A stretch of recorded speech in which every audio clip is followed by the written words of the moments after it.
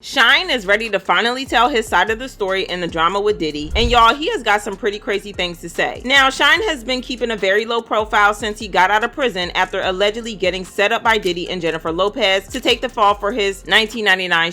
But now that we know that he was set up, Shyne has been pretty vocal about what happened, and he recently had a lot to say about Diddy's role in the entire thing. In a recent interview, he revealed how Diddy came to the prison to visit him, and well, let's just say that the visit did not go well at all, because Shyne was ready to get into it and throw hands with Diddy right in prison. But why on earth did Diddy visit Shyne in the first place, knowing what he did? And did he really try to silence Shyne? Let's break this down. This drama all ties back to the in 1999. At the time, Diddy and Jennifer Lopez were the hottest couple in Tinseltown. Yeah, I know it's kind of hard to picture now, but they were definitely an item at one point. Anyway, let's rewind to that fateful night in 1999. The couple hit up a nightclub with Diddy's artist Shyne, who was signed to Bad Boy Records. Everything seemed to be going fine until, of course, Diddy got into an argument with some other partygoer. And guess what? Next thing you know, are drawn and are fired. Now here's where it gets messy. Diddy had a and so did Shyne. Multiple people got hit in the crossfire, but some eyewitnesses claimed that it was Diddy that actually injured the victim. And it wasn't just any ordinary claim. One witness even said that Diddy aimed straight at her and let loose. So after the Diddy and J-Lo made a quick exit from the scene. Diddy tried to get his driver to take the fall, asking him to claim ownership of the but the police saw right through this and they arrested Diddy and J-Lo not long after.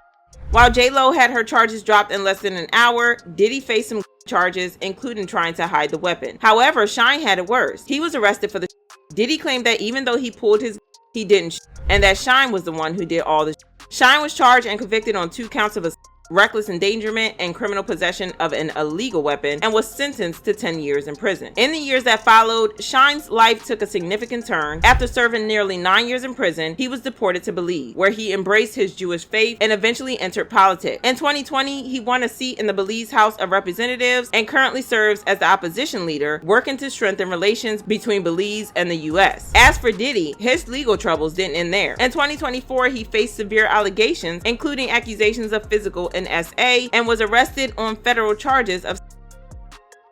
J-Lo, on the other hand, moved on from the relationship and continued to build her successful career, eventually marrying and divorcing 3 more times, and she has been tied strongly to Diddy's alleged crime. However, looking back, there was a lot of inconsistencies in the trial. Multiple eyewitnesses testified that they saw both Diddy and Shyne firing, with one victim even claiming that Diddy shot directly at her. Additionally, a ballistics expert noted that at least one injury could have been caused by a .40 caliber weapon, while Shyne was carrying a 9mm.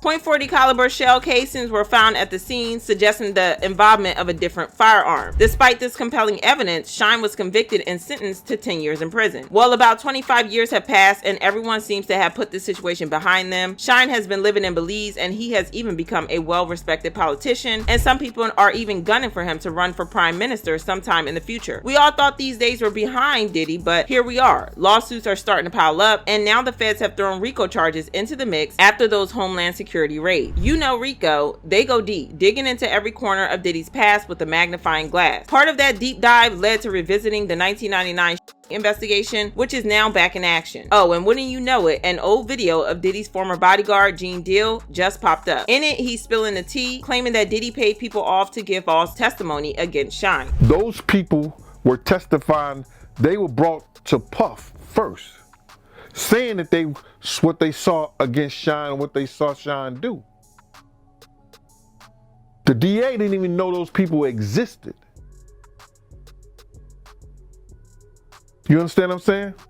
Shyne. Giving false testimony in court is an offense, and it looks like this would be brought up in the RICO case. But that's not all, because an old interview with Shyne resurfaced where he claimed that Diddy admitted to setting him up. He said, "Puff apologized. He did apologize to me for that when we met in Paris. He did say that he could have handled it better, but he was under a lot of pressure from the lawyers to throw me under the bus." Now, Diddy would have gotten away with this crime if he hadn't got so cocky and ran his mouth about how he got away with the crime, and it was included by Lil Rod in the lawsuit. In the lawsuit, Rod said, on another occasion, while standing in Mr. Combs' bedroom, Mr. Jones was forced to watch as Mr. Combs displayed his and bragged about getting away with people. Mr. Combs shared that he was responsible for the nightclub in New York City with rapper Shyne. He shared that artist and Mr. Combs' girlfriend at the time, Jennifer Lopez, aka J-Lo, carried the into the club for him and passed him the after he got into an altercation with another individual. This got the public interested in the case again, and with the Rico case, well, let's just say that Diddy is in a whole lot of trouble. It gets even worse because one of the victims in the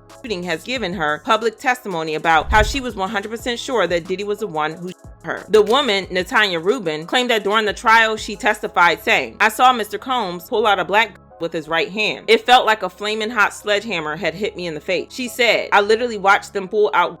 I had a clear point of view. I mean, for God's sake, I got in my nose. I was facing them directly. I watched everything occur and have described it vehemently to all parties involved. I have 9 bullet fragments remaining in my face." She also hinted that there was some cover-up happening, saying, "I didn't have any reason to believe that someone would not believe me. But as things unfolded, it was a very short period of time where I realized that that's what, in fact, was happening." Not long after that, Shyne had an interview where he confirmed that Diddy set him up. But it turns out that there was a lot more going on because, according to Shyne, Diddy visited him once when he was in prison. We don't know if his conscience was weighing on him and he wanted to apologize to Shyne for setting him up, or if he wanted to gloat for getting away with the crime, or if he just wanted to threaten Shyne into keeping his mouth shut. There's no way of knowing that because, according to Shyne, he didn't exactly give Diddy a chance to speak because he immediately tried to throw hands with Diddy. Up to you at all? He came to see me once, and I think I tried to spit in his face. Okay. In Rikers Island, so that's probably why he didn't come back. Yeah. I didn't want him to come back. I didn't even want him to come see me. I didn't even know he was coming to see me. They just brought me down in the lawyer's office, and you know.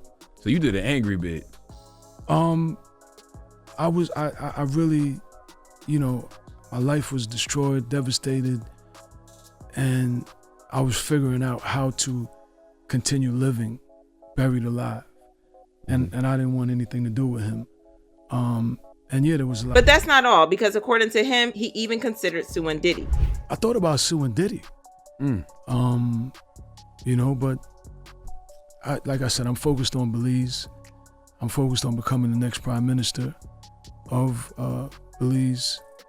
And I'm really, again, I can't come. It's crazy how this happened, but to Shyne's credit, he has managed to flip the situation around and has made something of himself, which is nothing short of impressive. To his credit, he seems to have gotten over the situation, which is impressive because 9 years in prison are messed up big time. Well, this is what fans have to say about the situation. Diddy made Shyne the fall guy and then turned him going to prison into marketing. Truly sick. Hearing Shyne talk about this Diddy case is reopening old wounds for him is just so disheartening, shaking my head. And watching the Shyne documentary on Hulu, and oh boy, Diddy is such a bastard. Ruined that man's life. I'm happy for Shyne now, and it's inspiring how he turned his life around. I hope he gets to be the next PM of Believe. But I want to know how you guys feel about this, so drop your thoughts in the comments and then check out this next video.